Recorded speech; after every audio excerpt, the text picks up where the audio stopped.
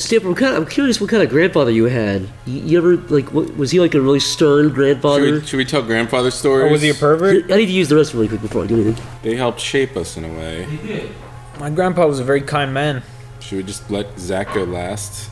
I'll tell you something about Zach. He's a liar and a pussy. I know. What lies is he gonna come up with about his grandfather? He can't hear. He's gonna say like his grandfather was like a black man. His grandfather was part of the Third Reich. Got like Hitler's. Here we go. Look, he got a purple belt in guerrilla fighting. Look, Zach's at the bathroom now, but you heard it here. You heard it here first, folks. Guerrilla fighting, like with monkeys. You heard it here, folks. Okay, here we go. So yeah, grandfathers. Hold on, what the fuck? Whoa! I'll start. Sure. I had 3 grandfathers. One died before I was born. One was a step-grandfather. He's cool. He's still alive. He'll be dead soon. How old is he? I don't know, like fucking 900. And then... Because you're a bit older than me, but my grandfather's like 88. The last time I saw my other grandpa, he was in a wheelchair smoking cigarettes, even though he had cancer. I remember when I was growing up, my father was always a pretty good artist. Really? And he drew a picture of my grandpa. And...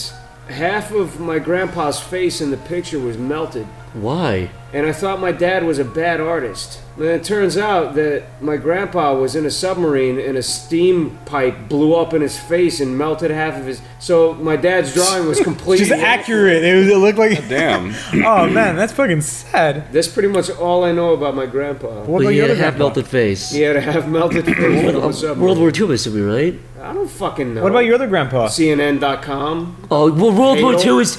You like space stuff. I don't want to hear from you. Hey, Zach, what about your grandpa? Yeah, tell me about your grandpa.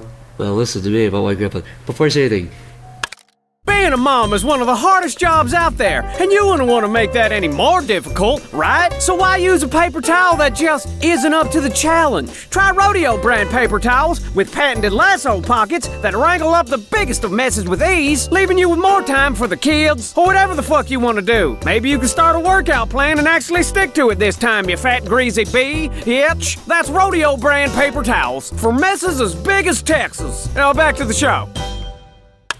yeah, my grandfather, I have 2, but one passed away. Gosh rest his soul. You know what I mean? But the other one who's alive, he's 88 now. He's still fucking alive. And he was one of those kind of like really rough military kind of, not military, but you know, kind of one of those rough, stern 50s, 60s kind of dads. But all he does now is like, because he's 88, he's born like 26. That's so fucking long ago. But I think now all he does now is like sit on, you know, and watch Leave It to Beaver and MASH and shit his pants. And drink. He still drinks like scotch and just sits there and watches it. Oh yeah, he's totally done. He doesn't give a fuck, dude. I can't believe he's coherent. He's a veteran? Yeah, World War II in Korea.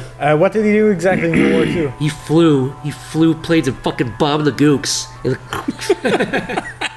Which is what he'd say to me. Yeah, you're just paraphrasing. Yeah, no, I'm paraphrasing what my grandfather would say. He called, this is a true story, I don't know if I can tell, you can delete it, but this shows his age and his time. You look, on Martin Luther King Day, he looked at me and he said, it's Martin Luther Nigger Day, and laughed really hard. And I was like, damn, dude. And my grandma was like, don't say that, Ed. And it was like, it's funny.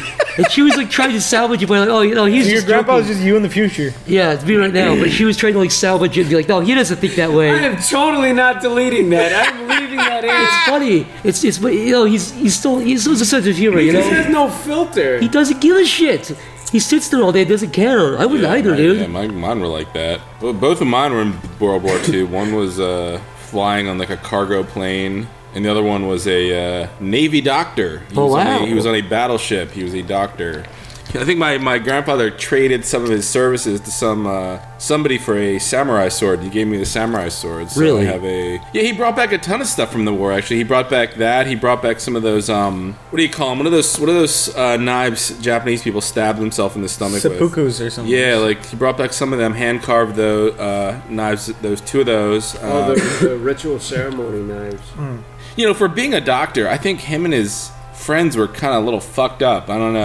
What do you mean? I keep hearing these stories about like my grandfather and his other friend. He'd call. I think I don't know if it was his first or last name. I just knew him as Morris. And this guy was like, you know, I think he died when he was 90, but he was the craziest fucking old man I've ever known. And he was a surgeon. He used to be a surgeon, and I would hear all these stories about shit like my grandfather had a goldfish. and then his friend Morris came over, and he ate my grandfather's goldfish Like for in no Wall reason, Street. just because he thought it'd be funny. He pulled that. That is pretty funny, though. I don't know where this story was going, but then there's he this, shouldn't have been a surgeon. there's this story that's in my family. This guy Morris, he's long dead, but there was a story that he came back from the war with a skeleton. I thought you were gonna say he came back from the dead. No, A full human skeleton. and he left it. He kept it in his attic. I don't know how. And it was him. It was him!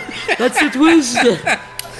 I don't know. It was a different time back then. I guess they had fun doing crazy. Don't you shit. kind of respect old guys, though, who are, like, in the war? I told you. Oh yeah, no. Like, whenever I see my grandpa, I'm just like, my grandfather, it's like, you know... You remember when you were younger and you used to look at people, like old people in cars, and you'd be like, come on, you old fucker. Yeah. Like some dude's taking too long in line at the gas station or something. Nowadays, I'm just like, dude, take all the time you need. I do, too. know you fucking hate everything that's happening right now in the world today, because I do too. Here's the thing with my grandfather. I have infinite patience for old people. As I get older, I'm starting to understand this more and more. That he just wants to be like left in peace to do something, not To fucking be slowly bothered. rot. He wants to tell his racist jokes and do his crossword puzzle and just be left alone. In fairness, I think my grandfather's Martin Luther King joke wasn't really a joke. It was more just like a... Oh my grandfather would drop the N-word jokes all the time. Oh, no, you can't leave me in the cold with the N-word. He was every dinner. I was a little kid.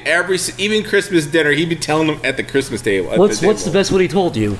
And by best, I mean one that you were like, damn, I can't believe you said that at dinner time. He'd crack himself. He'd always tell these jokes and then let out a huge laugh at the end. Like he just couldn't wait.